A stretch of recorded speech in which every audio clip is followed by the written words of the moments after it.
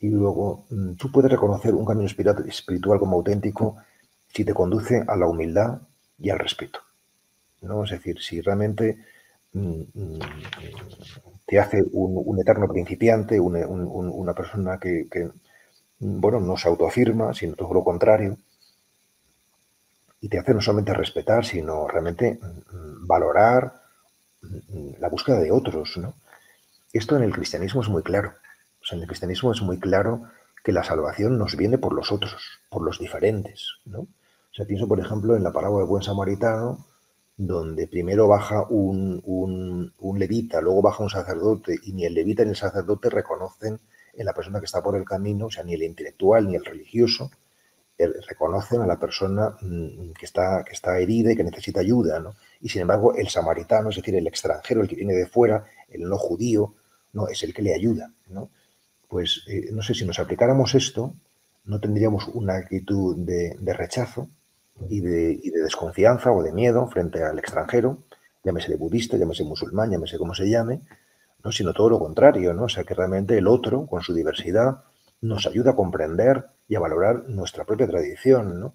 Y, bueno, yo suelo decir que hoy no se puede ser religioso sin ser interreligioso, ¿no? O sea, porque nunca como hoy hemos tenido acceso a todo el patrimonio espiritual de toda la humanidad, ¿no? Y eso nos hace comprender, pues, la profunda afinidad que existe en los caminos espirituales serios, ¿no? Y también la hermosa diferencia que existe entre ellos también, ¿no? Y fíjate, yo pertenezco a una generación en la cual todavía hay mucho enfado con la iglesia y mucho enfado con Dios. De hecho, yo creo que la gente recorre otros caminos de turismo espiritual, ¿no? Especialmente hacia las filosofías más orientales, ¿no? Porque nos parecen como más exóticas y yo creo que aquello de tenerlo más lejano como que nos hace, bueno, no sé, vivirlo de otra manera, ¿no? Pero ¿qué le compartirías tú a esas personas que están, pues eso, primero con el enfado con la iglesia, vamos por partes, ¿no? Luego ya hablamos del enfado con Dios, pero eh, ¿qué dirías desde, en tu caso además, desde miembro activo como sacerdote de la iglesia, qué compartirías o qué tienes que decir al respecto? Yo la gente que tiene, digamos, sus reservas o directamente su rechazo, ¿no? Hacia la iglesia, yo no les diría nada de la iglesia. O sea, yo simplemente les invitaría a que recorrieran un camino espiritual. En la medida en que lo vayan recorriendo, en esa medida su rechazo hacia la iglesia institucional irá suavizándose, incluso irá desapareciendo, ¿no? Porque descubrirán que es una institución llena de límites, pero también llena de cosas hermosas, como por otra parte cualquier institución, ¿no? Es decir, que el camino, digamos, ideológico o teórico de justificar tiene poco futuro, ¿no? Pero en cambio el camino espiritual de recorrer tú, ¿no? O sea, y por tanto de ir ablandando tu corazón y despejando tu mente, eso tiene mucho futuro, ¿no? Es decir, que yo lo plantearía desde ahí, el tema de la iglesia, ¿no? Es decir, la gente que tenga resistencias con fundamento o sin él, porque hay gente que tiene experiencias muy negativas y por tanto tiene un cierto fundamento y hay gente que no tiene ninguna experiencia negativa, pero bueno, pues como está en el humus cultural un cierto rechazo, pues de alguna manera participan de él, ¿no? Yo respeto las dos cosas, ¿no? O sea, pero no las abordaría de manera directa, sino indirecta. Uh-huh. Y ya vamos al enfado con Dios. Pero todavía personas que tienen ese enfado profundo con Dios que hasta la misma palabra les produce urticaria, ¿no? Y por eso utilizamos también tantos seudónimos, ¿no? Yo creo en el universo, en la vida, en la naturaleza. ¿De dónde crees que surge y cómo se puede paliar? Bueno, también estas personas que tienen esto, lo primero es que hay que respetarlas como tales, ¿no? O sea, la gente que no quiere utilizar la palabra Dios, lo primero es que hay que respetarlas, porque no es que estén equivocados ni dejen de estarlo, sino que es su experiencia y la experiencia pues debe ser respetada, ¿no? No nos gusta a nosotros o no nos guste, ¿no? O sea, eh, ¿de dónde surge esto? Pues bueno, pues probablemente surge de tanto de una experiencia negativa que se ha podido tener con la Iglesia fundamentalmente, ¿no? Que de alguna forma ha transmitido el legado espiritual de formas que han resultado poco convincentes para muchas personas, por no decir directamente perniciosas, ¿no? O simplemente del humus, como decía antes, cultural en el que se vive, donde lo eclesial y demás pues no está particularmente bien visto, ¿no? Como ya acabo de decir, sea con fundamento o sin él, ¿no? Entonces, esto por una parte, ¿de dónde surge, no? O sea, ¿y qué hacer? Bueno, de alguna manera también he respondido ya, ¿no? Pero no sé, las palabras son importantes, eso es desde luego, ¿no? O sea, decir que llámalo Dios o como quieras, puede estar bien en cierto nivel, pero si tú tienes un nombre, pues tienes un nombre, te llamas Ángel y no te llamas Pedro, Andrés o Marco, sino te llamas Ángel, ¿no? Es decir, que entonces Dios es el nombre que esta tradición cristiana, también otras tradiciones, ¿no? Han puesto al misterio, ¿no? Y ese nombre no es algo inventado, gratuito, sino que responde a una experiencia, responde a una historia, responde a una revelación, a un descubrimiento, a una iluminación. Es decir, que también debe ser respetado, ¿no? El nombre, ¿no? Más allá de que tú comulgues o no con él, ¿no?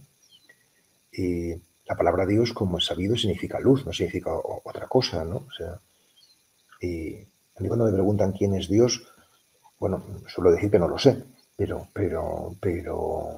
en fin, cuando me insisten, suelo decir que es el misterio de la luz y del amor, ¿no? Es decir, que todo lo que tiene que ver con lo luminoso y con lo amoroso, pues es lo que de alguna manera se mete en esa carpeta, ¿no? que llamamos Dios, ¿no? Evidentemente, a lo largo de la historia, en el pasado y en el presente, pues hay tantas deformaciones de Dios, tantos utilizar el nombre de Dios en vano, que la palabra ha quedado preñada para muchos de una connotación muy negativa, ¿no? Pero, bueno, yo creo que no sé cuál fue exactamente con precisión el dato, pero hace no mucho leí que más del 90% de la humanidad cree en Dios, ¿no? Es decir, que realmente los agnósticos o los que rechazan no dejan de ser una minoría, ¿no? Y entonces, aunque sea solo por respeto a la inmensa mayoría, ¿no? Que todavía creemos en Dios o que realmente Dios es para nosotros una realidad muy esencial, pues estaría bien bueno, pues que se mirase bueno, que todos mirásemos la realidad de todos con respeto y amor, ¿no? Y vamos ya directamente a la luz, porque otra creencia que para mí es el gran éxito del demonio, ¿no? En hacer creer a la sociedad que no existe, ¿no? Vamos a hablar de luz y de oscuridad, porque la oscuridad no deja de ser la ausencia de luz. Y me gusta la definición que has dado de Dios, ¿no? El misterio de la luz y del amor. Pero ¿qué es exactamente eso de la luz? ¿Cómo podemos distinguir cuando estamos en luz y en oscuridad? Porque yo soy el primero que muchas veces me despisto.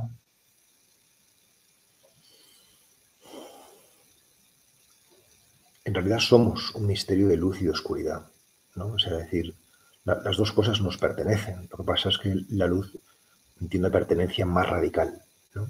Es decir, somos esencialmente seres de luz y, digamos, existencialmente seres también de sombra, ¿no? Es un poco, bueno, en la tradición oriental hablan del yin y el yang. En la vida natural podemos hablar de el día tiene, o sea, la jornada tiene noche y día, ¿no? Y realmente es cuando la noche es más oscura cuando empieza a abrirse el día, ¿no? Yo creo que no es solamente una cosa metafórica, sino que es algo que realmente recoge muy bien nuestra experiencia, ¿no? Que realmente nosotros no somos solamente seres donde reina la verdad, la belleza y el bien, sino que hay también codicia, ambición, vanidad y tantas cosas que nos oscurecen, ¿no? Entonces, ¿qué es la sombra?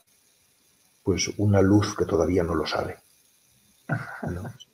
Claro, ¿qué es la cruz? Pues el camino hacia la luz, ¿no? El viernes de pasión desemboca en domingo de resurrección, ¿no? Es decir, que todas las adversidades pues, son ocasiones o caminos, oportunidades, ¿no? de crecimiento, ¿no? Es decir, que la cosa no debemos caer en un fácil dualismo, ¿no? De una polaridad irreconciliable, ¿no? O sea, sino que, bueno, se puede vivir esa contradicción entre oscuridad y luz que somos, pues de manera armónica, ¿no? La oscuridad pide ser amada para poder ser redimida y poder ser transitada y poder ser fuente de luz, ¿no? O sea, que es el amor lo que va a hacer que eso oscuro, pues, pues deje de ser destructivo, ¿no? Para nosotros, ¿no?